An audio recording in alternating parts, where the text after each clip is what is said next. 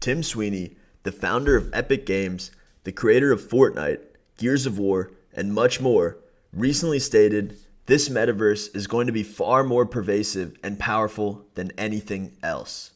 If one central company gains control of this, they will become more powerful than any government and be a god on earth."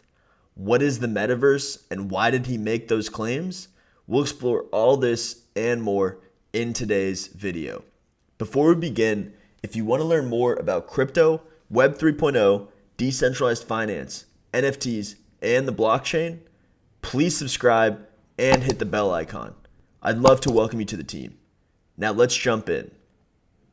The world, as we live in today, has primarily been about our physical locations. Where you work or where you study has typically dictated where you end up living, making it difficult to see family and friends living in different cities.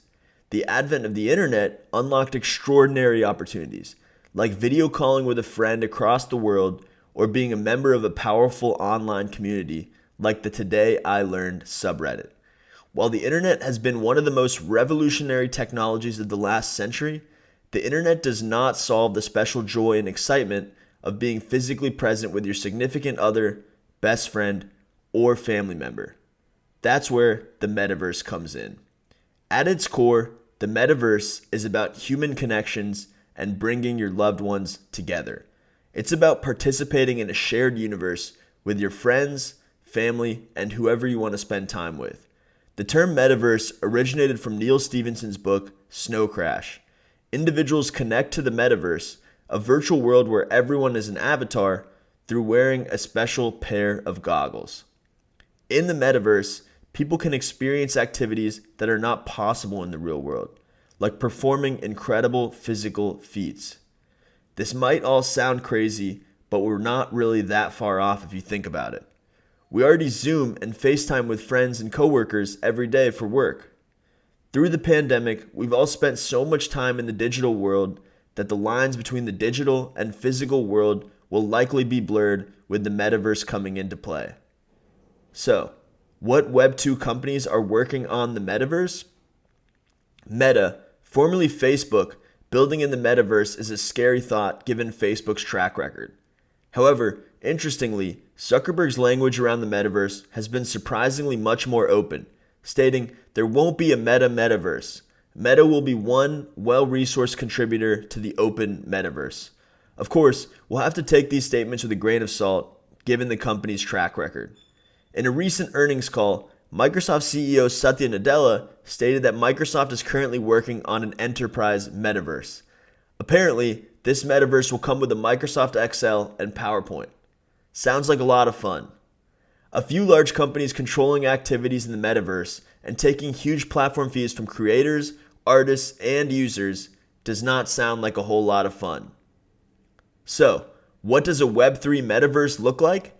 In a Web3 metaverse, you are the owner of your data and privacy instead of passing it off to big tech companies. Big tech companies can't shut you down at the push of a button either. Through the power of blockchains and NFTs, you can own digital real estate, cryptographically prove it's yours, and take it wherever you go in the metaverse.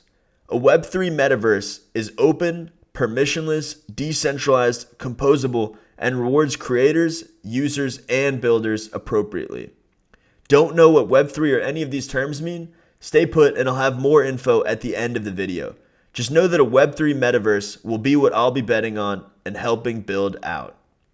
So, what are some exciting Web3 projects? The Sandbox is an Ethereum-powered metaverse where you can own, monetize, and build experiences. Instead of simply owning assets in a game like Minecraft, in the Sandbox you can take actual ownership over NFTs and pursue all kinds of interesting transactions with them. In Decentraland, similar to the metaverse in the Sandbox, you can also own, trade, and sell virtual real estate. For example, land on Decentraland was sold for a whopping $900,000 in Mana token, the native currency, earlier this year. Built on the Solana blockchain, Star Atlas is another metaverse gaining traction. It's a futuristic science fiction world featuring humans, aliens, and much more. If any of these projects sound interesting to you, I would suggest getting involved in any capacity. These are all really special moments that you must truly experience firsthand to understand what the metaverse really is.